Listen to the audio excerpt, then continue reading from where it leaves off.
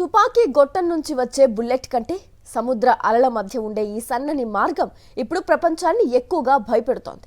అది కేవలం నీటి దారి కాదు, ప్రపంచ దేశాల ఊపిరితిత్తులకు వెళ్లే ఆక్సిజన్ గొట్టం. ఆ గొట్టాన్ని నలిపేస్తే గెలుపు ఎవరిది, ఓటమి ఎవరిది?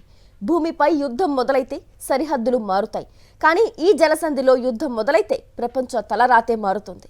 ట్యాంకర్ల రాకపోకలు ఆగిపోతే అగ్రరాజ్యాల అహంకారం అణిగిపోవాల్సిందేనా? ఒక సన్నని సముద్ర మార్గం చుట్టూ ఇరాన్ అల్లిన వ్యూహమేంటి? అమెరికాను ఉక్కిరిబిక్కిరి చేస్తున్న హార్ముజ్ పజిల్ ఇదే.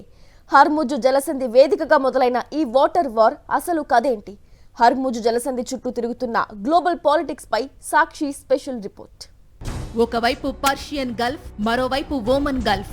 ఈ రెండింటినీ కలిపే ఒకే ఒక్క సన్నని మార్గం హార్ముజ్ జలసంధి. కేవలం 33 కిలోమీటర్ల వెడల్పు ఉండే ఈ జలసంధి ఇప్పుడు ప్రపంచ యుద్ధ గమనాన్ని నిర్ణయించబోతోంది. ప్రపంచ వ్యాప్తంగా సరఫరా అయ్యే ముడి చమురులో 20% కేవలం ఈ మార్గం ద్వారానే వెళుతుంది. అంటే ఒక్కరోజు ఈ జలసంధి మూతపడినా ప్రపంచం అంధకారంలోకి వెళ్లడం ఖాయం. పెట్రోల్, డీజిల్ ధరలు ఆకాశాన్ని తాకుతాయి. దేశాల ఆర్థిక వ్యవస్థలు కుప్పకూలుతాయి. ఈ జలసంధిపై భౌగోళికంగా ఇరాన్కు పూర్తి పట్టు ఉంది. ఒకవేళ యుద్ధం మరింత తీవ్రతరమైతే ఇరాన్ ఈ మార్గాన్ని బ్లాక్ చేసే అవకాశం ఉందన్నది పాశ్చాత్య దేశాల భయం. అదే గనుక జరిగితే అమెరికా, దాని మిత్ర దేశాలకు భారీ దెబ్బ తగులుతుంది. చమురు కోసం గల్ఫ్ దేశాలపై ఆధారపడే ప్రతి దేశం ఇబ్బందుల్లో పడుతుంది.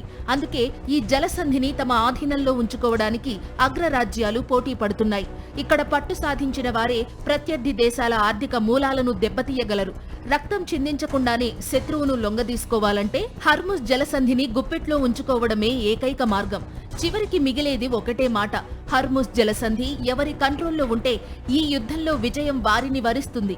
ఇది కేవలం భూభాగం కోసం జరుగుతున్న పోరాటం కాదు, ప్రపంచ ఇంధన సామ్రాజ్యంపై ఆధిపత్యం కోసం జరుగుతున్న సమరం.